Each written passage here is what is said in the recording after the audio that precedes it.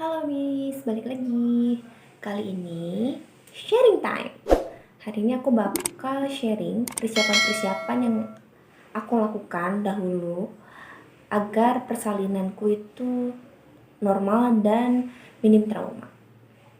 Rasanya kebanyakan ibu hamil, hampir semuanya bahkan mendambakan persalinan yang minim trauma. Tapi kita tidak bisa serta-merta ya udah nunggu hasilnya aja nanti gimana pas persalinan. Gak bisa kayak gitu ya Mams, karena memang setiap orang itu berbeda-beda dan banyak faktor yang mempengaruhinya. Nah, jadi biar terwujud impian kita bisa melahirkan yang minim trauma, kita harus mempersiapkan dari hamil. Kalau bisa sih dari awal-awal kehamilan ya. Proses melahirkan yang minim trauma itu seperti apa sih? Nah, minim trauma itu kita melahirkannya dengan tenang, tanpa ada teriakan-teriakan, pokoknya nggak ada heboh-heboh, dan biasanya persalinannya itu kalau yang normal itu relatif cepat. Alhamdulillahirobbilalamin, saya melahirkannya waktu itu dengan tenang, lancar, relatif cepat ya melahirkannya, dan minim trauma. Untuk pemulihannya juga alhamdulillah relatif cepat. Ada beberapa persiapan yang saya siapkan agar tercapai proses melahirkan seperti tadi itu. Yang pertama, saya senantiasa menambah ilmu, apalagi sebagai nyumam ya, jadi benar-benar minim ilmu sama sekali. Jadi saya berusaha untuk mengupgrade diri dengan cara memfollow akun-akun yang terkait dengan proses persalinan, misalnya memfollow dokter-dokter kandungan, kemudian follow bidan-bidan. Itu tidak hanya di Instagram tapi juga di YouTube. Kemudian saya juga rajin ikut webinar-webinar baik yang free ataupun yang berbayar, tapi berbayarnya juga yang gak yang mahal banget. Pokoknya saya ikutin segala sesuatu hal yang memungkinkan saya lakukan. Pokoknya segala hal terkait persalinan, parenting, kemudian proses menyusui itu saya pelajari selama kehamilan. Alhamdulillah semua ilmu itu bermanfaat dan bisa saya terapkan di kehidupan saya pribadi. Dengan kita mau menambah ilmu-ilmu tentang hal ini, terutama persalinan ya, jadi itu menambah kepercayaan diri kita, menambah afirmasi positif kepada kita kalau kita tuh bisa mampu melahirkan normal yang minim trauma.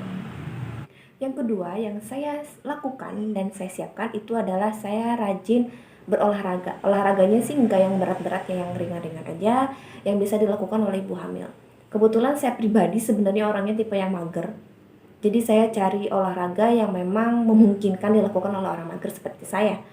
Nah, yang saya lakukan itu yang pertama itu yoga kehamilan, dan untuk yoganya ini saya nggak ikut kelas khusus ya, karena memang lagi pandemi juga, jadi saya lihat di YouTube, meniru dari YouTube gerakan-gerakan yoganya. Itu saya sih yang saya sering lakukan itu yang dari bidan Kriwi Life, bidan Kristi ya. Nah itu enak banget untuk dilakukan oleh saya, jadi saya pakai gerakan-gerakan dari bidan Kristi. Kemudian untuk olahraga lainnya selain yoga yang saya lakukan itu jalan ringan. Jadi saya sering berjalan-jalan di halaman rumah, sehari sekali minimalnya itu saya lakukan.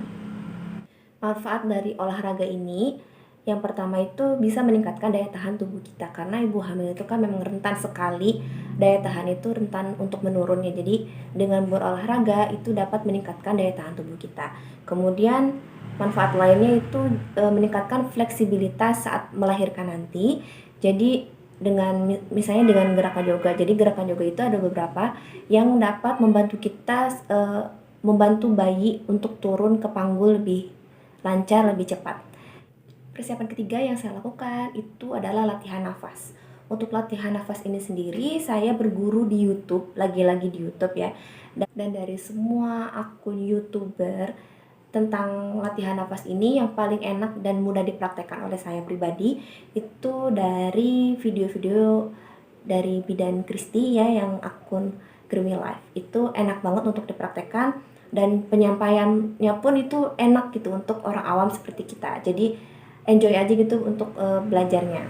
Dan saya mulai belajar pernafasan ini sekitar memasuki usia 9 bulan.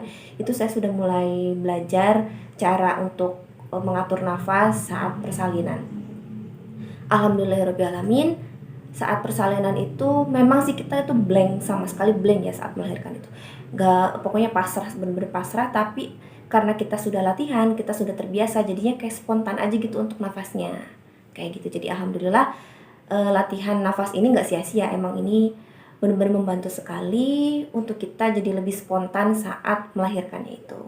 Persiapan keempat yang saya lakukan itu afirmasi positif ke diri sendiri dan ke janin. Jadi itu sering saya lakukan, sounding ke bayi saya, dan untuk diri saya sendiri itu setiap hari, setiap malam terutama itu saya rutin lakukan. Alhamdulillah mungkin itu benar-benar terhubung dengan bayi, jadi saat kita berjuang juga bayi sama-sama berjuang.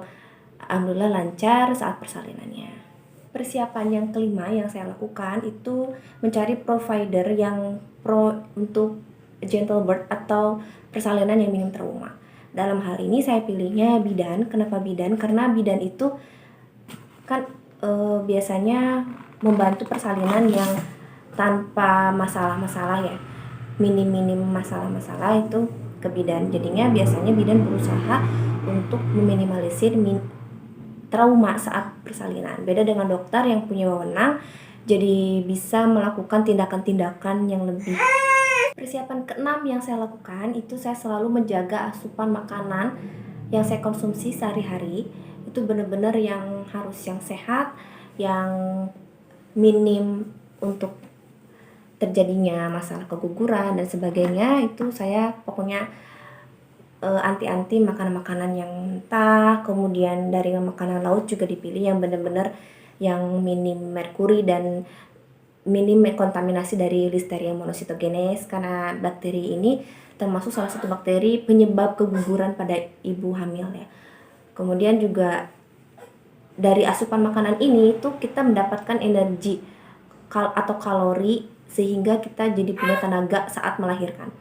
Nah, sebelum melahirkan itu alhamdulillah saya makan yang banyak ya. Saya juga nggak tahu kalau saat itu ternyata saya sudah pembukaan. Saya banyak makan. Alhamdulillah saat persalinan itu jadi punya energi lebih untuk saat kontraksi dan mengejannya. Persiapan yang terakhir yang saya lakukan itu adalah berdoa. Pokoknya kita harus lebih mendekatkan diri pada Yang Maha Kuasa. Saat hamil itu minta dilancarkan saat persalinan nanti. Kemudian kita harus berpasrah diri pada Yang Maha Kuasa. Bagaimanapun nanti persalinannya, mau normal, mau sesar, kita tetap seorang ibu yang luar biasa. Jadi saya sudah pasrah, apapun hasilnya, alhamdulillah. Ternyata doa saya sudah dikabulkan, saya melahirkan secara normal dan minim trauma. Oke, sekian untuk sharing kali ini. Semoga bermanfaat ya, Mams. Semoga persalinannya dilancarkan dan bisa melahirkan secara normal dan minim trauma. Tapi kalau seandainya ternyata Mams melahirkannya itu melalui operasi atau harus induksi atau bagaimanapun, Mams tetap seorang ibu yang luar biasa, seorang ibu yang hebat. Oke, sekian untuk video kali ini. See you!